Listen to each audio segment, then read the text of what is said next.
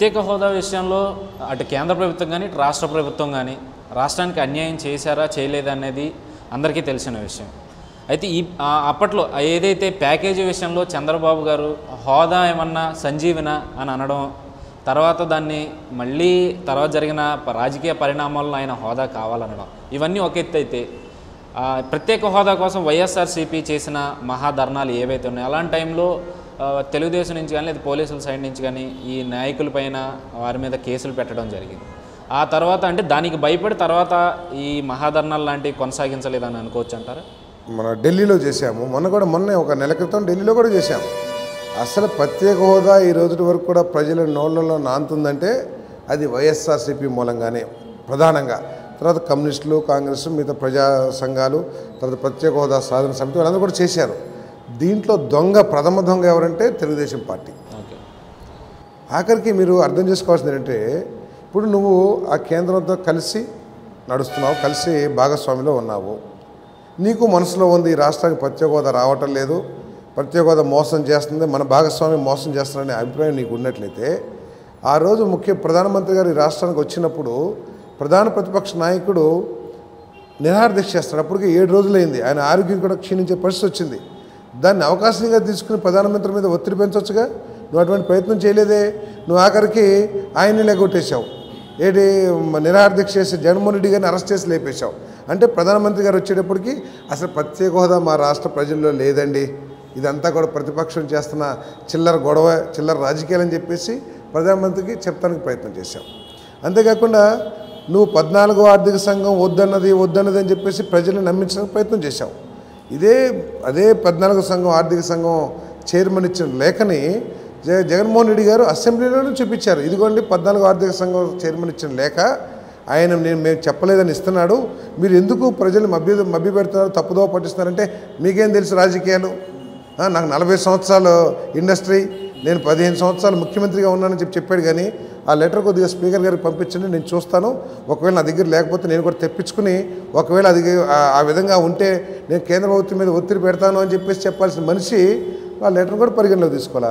ఆఖరికి నువ్వు అవిశ్వాస తీర్మానం పెట్టినప్పుడు చూపించిన లేఖేది 2016 సెప్టెంబర్లో జగన్మోహన్ రెడ్డి గారు ఇచ్చిన లేఖనే మీ ఎంపీ జయదేవ్తో ఆ లేఖను చూపించేసి నాటకాలు ఆడావు.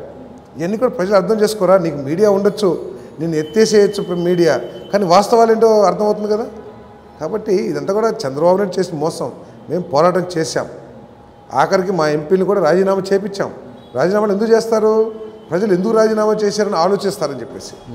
నువ్వు దానికి కూడా అవిశ్వాస తీర్మానం పెడతానంటే వాళ్ళకి మెజారిటీ ఉంది కదా, అవిశ్వాస తీర్మానం పెడితే ఏంటి ఉపయోగం అన్నావు.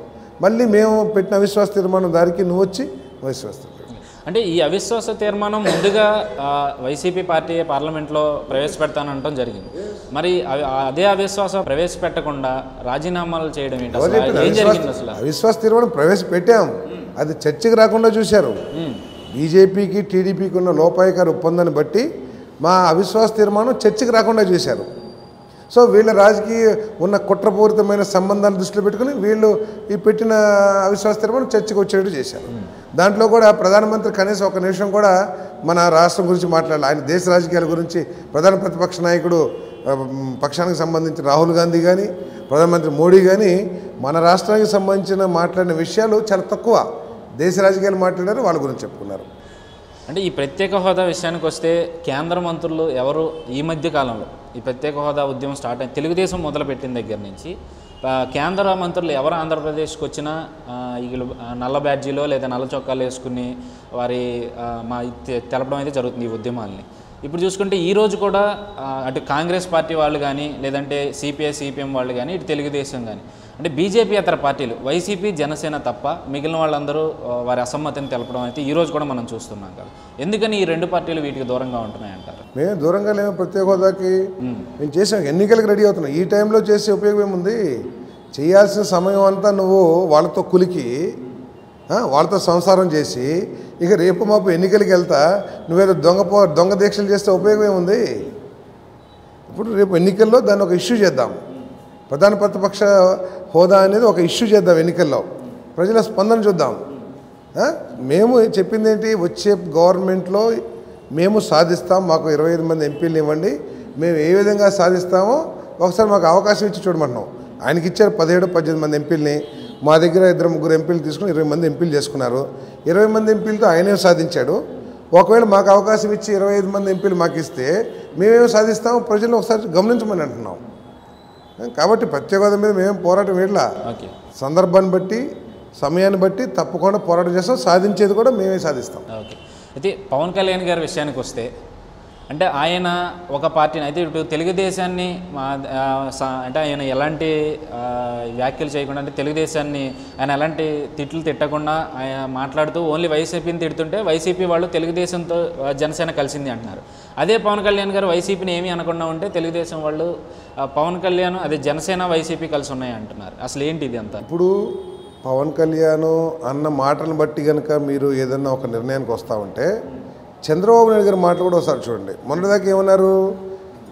వైసీపీ అంటే జగన్ పవన్ మోడీ అన్నారు. ఈరోజు పవన్ తీసేశారేంటి? మీరు టీడీపీ కలవబట్టే కదా పవన్ తీసేసింది. ఈరోజు జగన్ కేసీఆర్ మోడీ అంటున్నారు. మొన్నటిదాకా జగన్ పవన్ మోడీ అన్నారా లేదా? ఆ రోజు మీకు కలయిక కుదరలేదు కాబట్టి ఆ రోజు జగన్ పవన్ మోడీ అన్నారు. ఈరోజు పవన్కి మీకు కుదిరిందేమో, అందుకని పవన్ డిలీట్ చేశారు ఆ లిస్టులో నుంచి. సో ఇది ప్రజలు అర్థం చేసుకుంటూ ఉన్నారు. అంటే ఇది చూసుకుంటే తెలుగుదేశం నాయకులేమో వైసీపీతో కలిసి ఉన్నారు జనసేన అంటారు, వైసీపీ నాయకులేమో అంటలేదు కదా. ఇది ఒక 2 నెలల నుంచి అంటలేదు కదా. 2 నెలల నుంచి పేపర్లు తీయండి, ఎక్కడ వైసీపీ పవన్ కలిశారని ఎక్కడ అన్నారేమో, ఎక్కడ అనలా. అంటే వైసీపీ వాళ్ళు తెలుగుదేశంతో జనసేన కలిసిందని అందుకని అంటున్నాం. ఎందుకంటున్నాం? మొన్నటిదాకా జగన్ పవన్ మోడీ అన్న తెలుగుదేశం నాయకులు ఈరోజు పవన్ గారి గురించి అసలు మాట్లాడుకోకుండా పవన్ని లిస్టులోంచి తీసేసి కేసీఆర్ని లిస్టులో పెట్టి జగన్ కేసీఆర్ మోడీ అంటున్నారు. ఎందుకంటున్నారు? మీరిద్దరు కలిశారు కాబట్టి పవన్ ఏం మాట్లాడకూడదు, పవన్ మనతో కలిసే వ్యక్తి కాబట్టి మీరు ఇండికేషన్స్ ఇచ్చారు, అందుకని మేము అంటున్నాం. నువ్వు పవన్ అంటలేదు కదా, మొన్నటిదాకా తిట్టావు, ఈరోజు తిట్టలేదంటే ఏంటి? మీ ఇద్దరికి సానుకూలత వచ్చిందని కదా అర్థం. అందుకనే అంటున్నాం మేము. అంటే కేసీఆర్తో కలిశారు అంటే కేటీఆర్ గారు జగన్మోహన్ రెడ్డి గారు భేటీ అవ్వడం కూడా జరిగింది. ఇది ఫెడరల్ ఫ్రంట్లో భాగంగా జరుగుతుంది. మరి ఈ మధ్య చాలా మంది రాజకీయ పార్టీలతో కలుస్తూ ఉంటారు. ఇప్పుడు చంద్రబాబు నాయుడు గారు చాలా మంది పార్టీలతో కలుస్తున్నారు. అంటే ఏంటి? వాళ్ళతో రేపు కాంగ్రెస్ పార్టీలు ఇద్దరు టైఅప్ అవుతారా? అవునని చెప్తున్నారు కదా. మరి ఎందుకు కలుస్తున్నారు అక్కడ? కాంగ్రెస్ పార్టీతో టైఅప్ లేదు ఆంధ్రప్రదేశ్ ఎన్నికల్లోనే కాంగ్రెస్ పార్టీ చెప్పింది, తెలుగుదేశం పార్టీ కూడా చెప్పినట్టుంది. మరి అక్కడ రాహుల్ గాంధీని ఎందుకు కలుస్తున్నారు? మీరు దేశ రాజకీయాల కోసం కలుస్తున్నారు. అట్లాగే మేము ఫెడరల్ ఫ్రంట్ పెట్టాలనే ఉద్దేశంతో ఉన్న కేసీఆర్ గారు మమ్మల్ని కలుపుకుంటానికో లేకపోతే వాళ్ళ అభిప్రాయాలు మాకు తెలియజేయడానికో కలిశారు. దానికి నీకు ఉలుక్కు ఎందుకు? ప్రతిదానికి గుమ్మడికాయలు దొంగ ఎవరంటే భుజాలు తడుక్కున్నట్టు ప్రతిదానికి ఎందుకు ఉలుక్కు పడతావు నువ్వు? అక్కడ ఏం జరుగుతుంది? కలిస్తే ఏమైంది?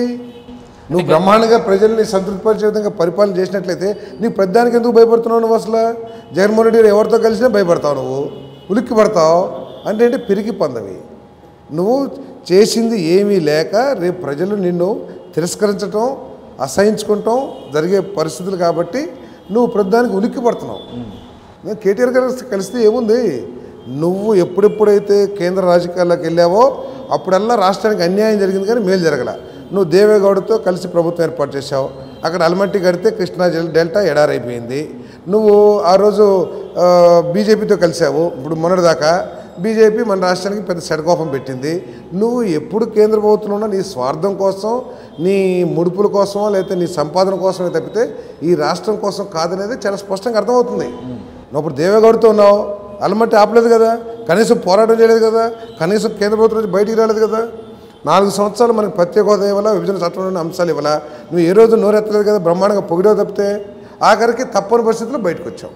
అంటే నువ్వు ఎప్పుడు కేంద్రంలో రాజకీయం చేసినా కూడా నీ స్వార్థం కోసం, నీ కేసు, నీ దొంగతనాలన్నీ, నీ దోపిడీలన్నీ బయటపడకుండా ఉండటం కోసమే నువ్వు కేంద్ర రాజకీయాల్లో ఉంటావు తప్పితే ఈ రాష్ట్రం కోసం కాదనేది అర్థమవుతా ఉంది. అంటే కేసీఆర్ గారితో కలిసి వెళ్ళే అవకాశం ఉందంటారా వైసీపీ? ఎట్టి పరిస్థితిలో ఉండదు. కేసీఆర్ గారికి ఇక్కడ సంబంధం ఏముంది? వాళ్ళ పార్టీ ఉందా? వాళ్ళు ఏమైనా ఆఫీస్ ఉందా? వాళ్ళు ఏమన్నా ఇక్కడ పోటీ చేయాలని ఆకాంక్ష ఎప్పుడన్నా వెలిబుచ్చారా? లేదా మీకేంటి సంబంధం?